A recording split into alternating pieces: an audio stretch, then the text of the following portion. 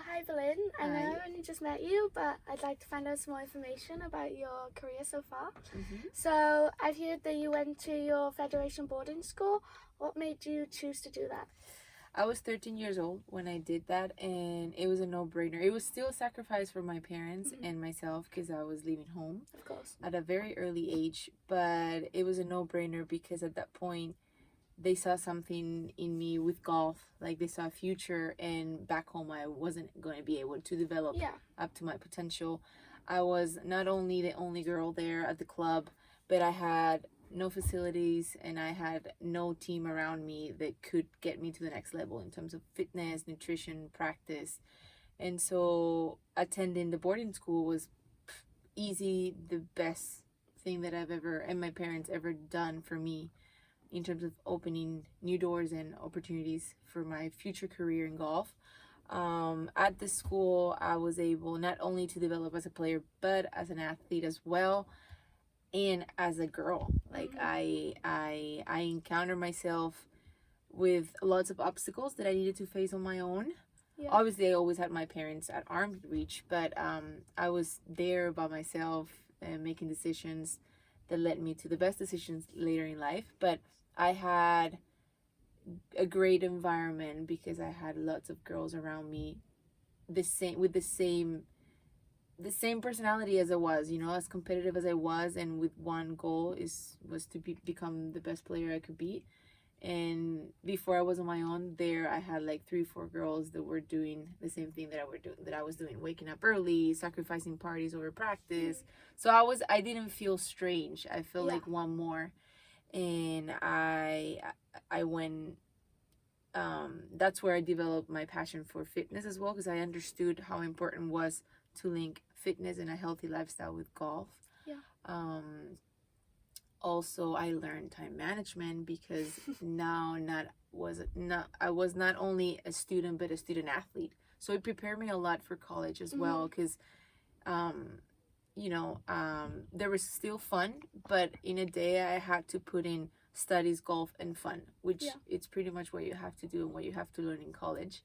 And it just gave me the life that I have. Thank to that, I was able to polish my game, get fit, because I was 13 years old, so I didn't know nothing about fitness or getting strong or power or speed. And I learned all of that, and I was able to then attend college and then turn pro. So so explain to us how you enjoyed your college career and what was the difference between obviously going from a normal high school, like your boarding school, to college. well, college was amazing, and I think it's one of those things that we all have to go through.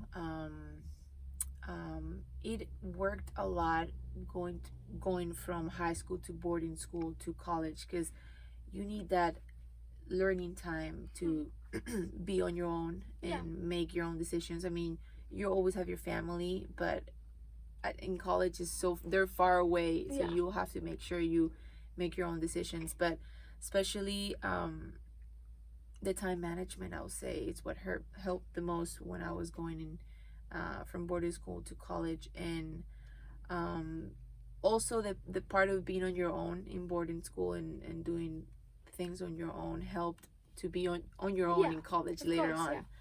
And I just love my experiences. It's just one of those things that everyone has to go through.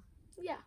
So you had a very successful amateur career, winning a lot of the big events that I hope to win one day.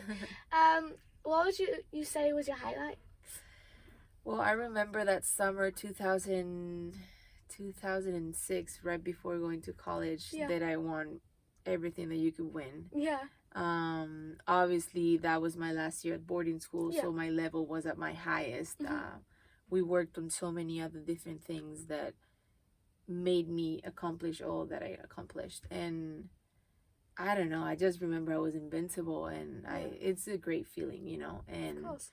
But yeah, it's the accumulation of all the hard work since I was before going to boarding school, all the sacrifices that I had to do that maybe my friends back home didn't understand. Like, why don't you want to come to my birthday party? It's like, well, because I have to wake up early tomorrow and practice, and all those little things that you might not understand at a young age, and all those sacrifices your parents do for you, then it pays off. It always pays off if you're diligent with your work and your sacrifice, and you're mentally tough.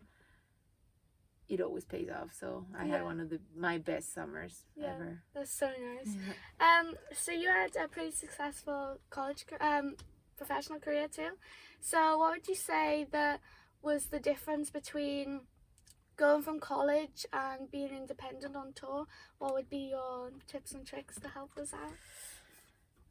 Well, the one thing that I would love to tell you, because I feel like you're going to do pretty much the same going to college and then turn pro, because I know you're a good player, is that once you turn pro on your own, right? So most of the people, what they do, I did that too, is that I turn pro and I feel like, all right, so now I got to do things different because I'm a pro. And then you start looking around, and then you start trying to copy other girls. Oh, I should do this, I should do that, I should live here, I should work with this, at the end of the day, you got there on your own, with your own values and your own roots. Like you should never lose your essence of who you are as a player. You should polish them, and it's okay to look around to get better, but never to undermine who you are. You know, because there's a difference from looking out to other players and being like, oh, she's so good at that, I wish I could be like that, and always undermining who you are as a player and as a person, instead of saying like, you know what, I like that, I'm gonna try that because I could get so much better. But knowing that you're already good at what you do, you know, like never undermining or underscoring who you are. I mean, it's what I call, it's good to be jealous, but a healthy jealous. Like you're good, but you can get better at. And that's one of the things that when I turned pro, I felt like I was looking too much outside. And I did not give myself enough credit to say like, hey, like I'm the same girl from Cadiz, Spain, that went from 0 to 100 on my own with help, but it's in me. So I have it in me. And that's pretty much my biggest tip for you, that never lose your essence. Never.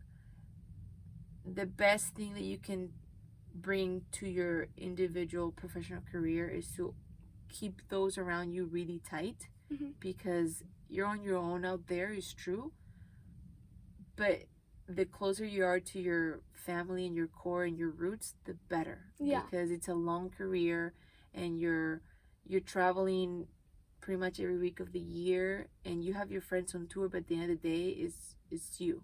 So better to keep those that help you get there intact. So last question, obviously you're a very valued member of the G2 Academy. What made you become a member? Well, I saw the need of supporting women's golf more, especially after I left the tour. When I was on the tour, I was a role model to so many young kids, but I wasn't at arm's reach. I feel like I was still too far away to truly touch on all the lives of every young player. And I saw myself firsthand that I didn't have the opportunity back home. So I wanted to give this same opportunity to those girls that are back home on their own with their families, and maybe the federation don't really help them as much, or they don't have the facilities to do it or the funds to do it. There's other ways to do it and to reach your goals, and I just want to be that person to be firsthand helping them, and maybe getting the G2 brand out there, so that they know that exists. Thank you so much.